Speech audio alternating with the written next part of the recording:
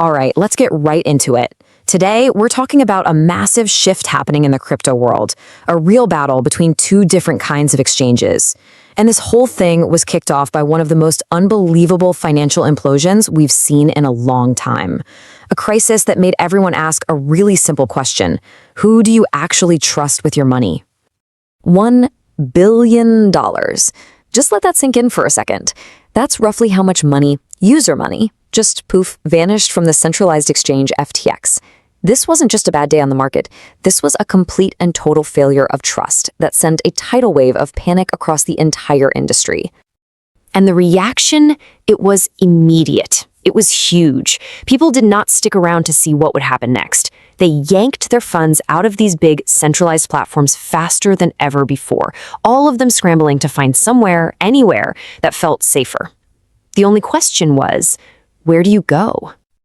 You see, the FTX disaster wasn't just about one bad company. No, it ripped the cover off of a fundamental risk that was always baked into the system: the danger of giving your keys and control of your assets to somebody else. Okay, so here's the single most important difference you need to get. A centralized exchange, what we call a CEX, works just like a bank. You give them your crypto, they hold on to it. They have the keys, so they have the control. But a decentralized exchange, or a DEX, is the complete opposite. You always hold your own keys. It's literally the difference between having your money in a bank vault versus having cold, hard cash in your own wallet. So this massive crisis of trust created a huge opening for an alternative. And that's where this decentralized solution comes marching in. A whole new way to trade that gets rid of the need for that trusted middleman entirely. At its heart, a DEX is really just a piece of software. It's a platform built with smart contracts that let you and I trade directly with each other, peer-to-peer. There's no big company in the middle, holding everyone's money or matching up the trades.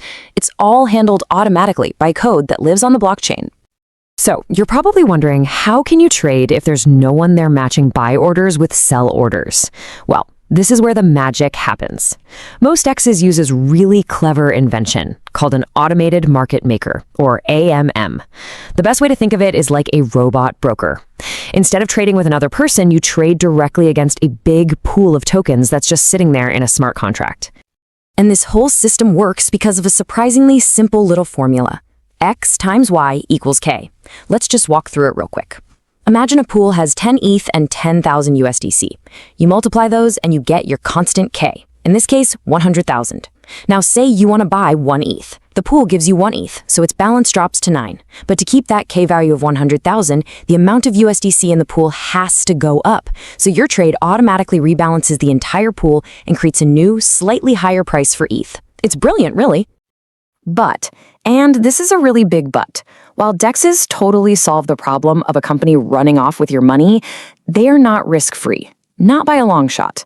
In fact, trading on a DEX introduces a whole new set of weird challenges you just don't see in the old centralized world. The big ones you hear about are bugs in the smart contract code, which can be catastrophic.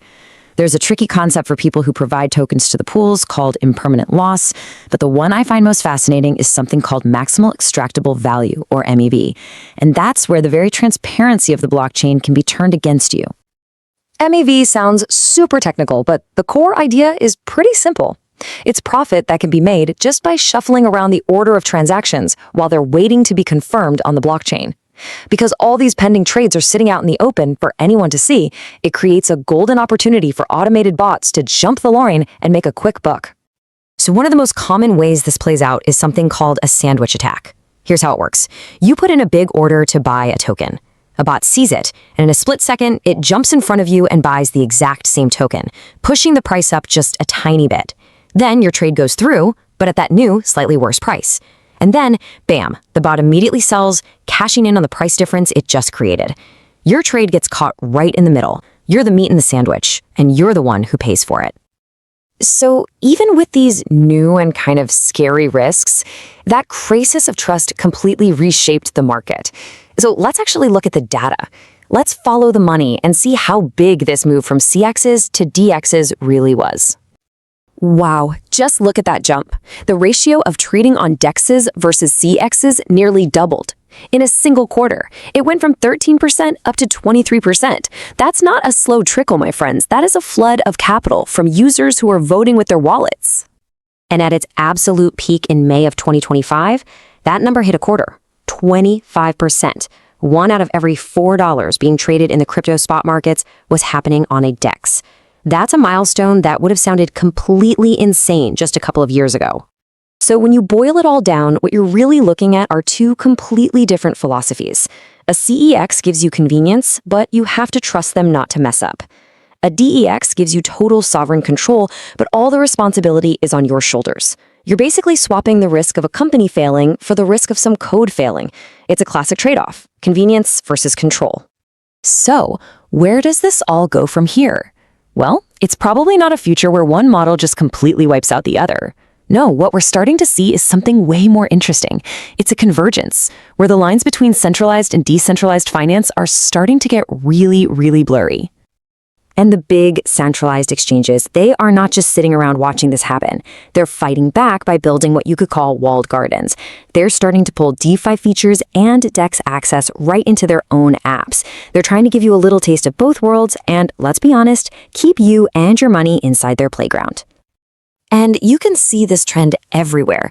Big exchanges are launching their own blockchains now. Binance even started routing some of its trades directly through the PancakeSwap DEX, which made its volume go through the roof.